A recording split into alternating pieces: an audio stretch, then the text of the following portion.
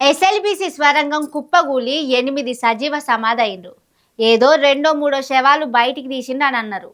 ఇక కర్మ శవాల జాడ లేదు, పత్తలేదు. అటు దిక్కు చూసే నాదుడే లేదు. అదటుంచితే ఇప్పుడు పాశమైలారం సిగాచి ఫ్యాక్టరీల ప్రమాదం జరిగి 4 రోజులైతున్నది. 4 అంతస్తుల బంగులా కుప్పగూలింది. దాంట్లో ఉన్నోళ్ళ శవాలను బయటికి తీసినోడే గతలేడు. అగో అందుకే చచ్చిపోయినోళ్ళ బంధు బలగమంతా తెలంగాణకొచ్చి లొల్లి చేస్తున్నది. చూడుర్రి రేవంత్ రెడ్డి తెలంగాణ పరువు తీసే పరిపాలన ఎట్లా చేస్తున్నాడో.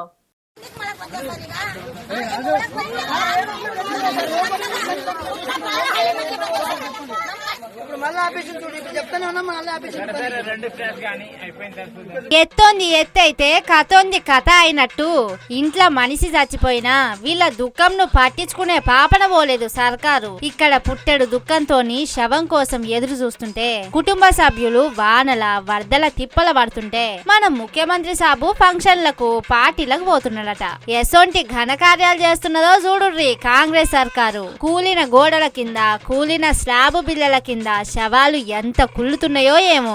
ఎంతో ప్రేమగా సాదుకున్న కొడుకు హైదరాబాద్ ల పని ఉన్నదని వచ్చి ఇట్లయిపాయే గదా అని తల్లుల గుండెలు ఎంత తల్లడిల్లుతున్నాయో. కానీ సర్కార్ కు ఎస్ఎల్బిసి సొరంగం కూలినప్పుడు 8 మంది చచ్చిపోతే ఎట్లయితే పట్టి పట్టనట్టున్నదో అగో అట్లనే ఇప్పుడు కూడా చేస్తున్నది. ఏదైనా ఉంటే ఫ్యాక్టరీ ఓనర్లు చూసుకుంటారన్నట్టు చేతులు ఎత్తేసిందట.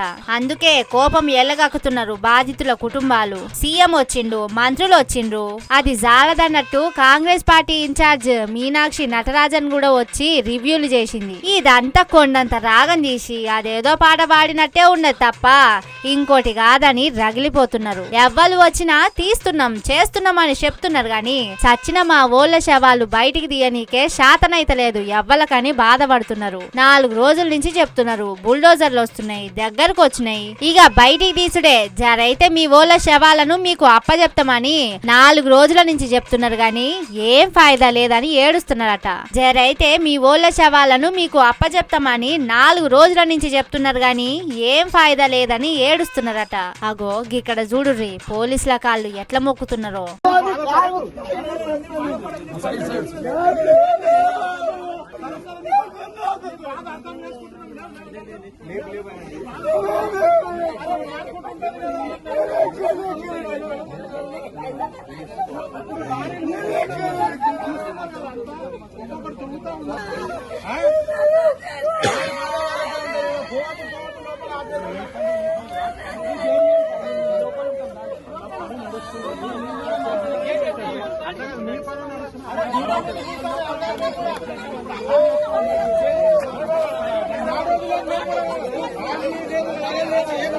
పాపం కదా చచ్చిపోయిన మనిషిని కూడా చూడకుండా చేస్తున్నారు.